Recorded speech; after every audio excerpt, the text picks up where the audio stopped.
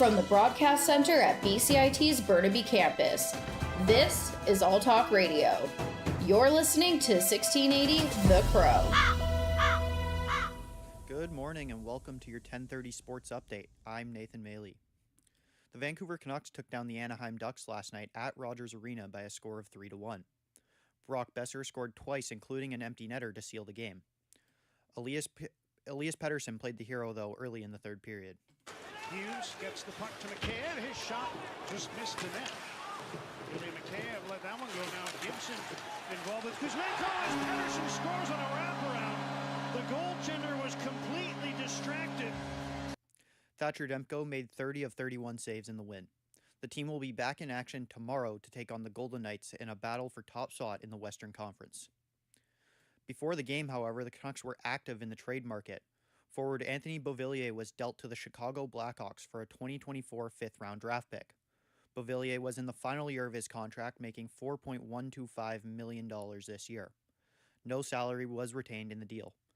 Beauvillier was one of the pieces acquired last year from the New York Islanders in the Bo Horvat trade.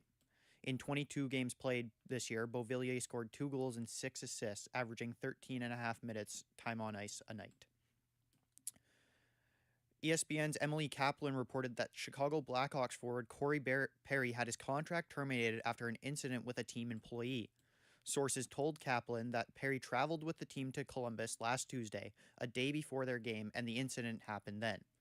Blackhawks general manager Kyle Davidson choked up multiple times yesterday during his press conference addressing the situation. To be honest, Phil, I think over the last 24 hours, what's gone on has been very disturbing, and I feel like I'm wearing it. I'm carrying that. It's just tough to see. Yeah, it's tough to see. Yeah.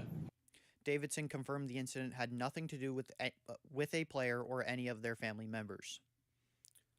On to basketball now. The Toronto Raptors dropped their final game of the in-season tournament action to the Brooklyn Nets yesterday, losing 115-103. The Nets outscored the Raptors 39-28 in the fourth quarter to secure the win. Royce O'Neal pushed the lead to 6 in the fourth as the Nets never looked back. Now it's Siakam. Gets it back from O'Neal. Dinwiddie drive, kick, O'Neal, fake, jumper on the way. He's got it! Royce O'Neal in the zone. Despite the win, the Nets failed to advance past the group stage due to point differential. With the group stage wrapped up, the 8 teams advancing in the tournament have been settled. Starting off in the West, the Los Angeles Lakers went a perfect 4-0 to claim the top seed and set up a matchup with the wild-card Phoenix Suns. The Sacramento Kings also went 4-0 but lost out on point differential to the Lakers. They will get a home matchup against the New Orleans Pelicans. Out east, the Bucks came out on top and will take on the wild-card winner New York Knicks. The Celtics and Pacers finish atop their pools and will be the 2 and 3 seeds and will take each other on. These quarterfinal games will take place on December 4th and December 5th. Dallas Mavericks majority owner Mark Cuban is working on a $3.5 billion sale of the Dallas Mavericks. Miriam Adelson is set to buy a stake in the team. Adelson is the widow of Sheldon Adelson, who founded the Las Vegas Sands Corporation. In order to finance the purchase, Adelson is selling $2 billion worth of stock in the company. Cuban will retain his shares in the franchise, however, and will keep control of all basketball operations. The 65-year-old originally bought the Mavericks in 2000 for $285 million. Dallas won its only NBA championship in 2011 under Cuban. Golf legend Tiger Woods is set to return to competing in tournaments for the first time since fusion surgery on his right ankle in April.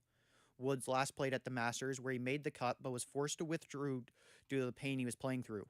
Woods says he is feeling pain-free in his surgically repaired ankle. I can tell you this, that I don't have any of the pain that I had at Augusta or pre that in my ankle. Other parts are taking the brunt of the load, so I'm a little bit more sore in other areas, but the ankle's good. So that surgery was a success.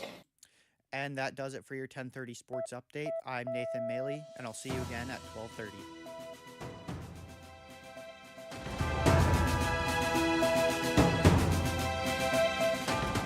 Stay tuned for more on BCIT's 1680 The Crow.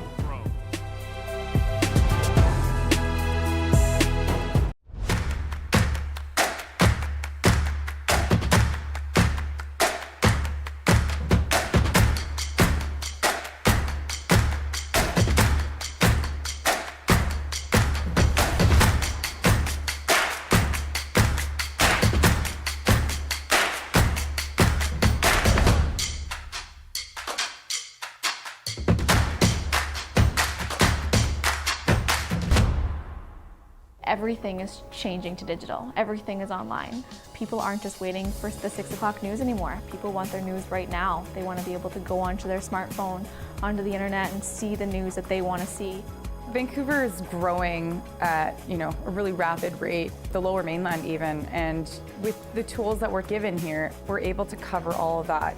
Welcome to BCIT Magazine. I'm Radhika Sikakane. In the program, they really leave it up to you. I mean, the help is there when you need it, figuring out how to use the programs like Premiere, Audition, and figuring out how to use the cameras.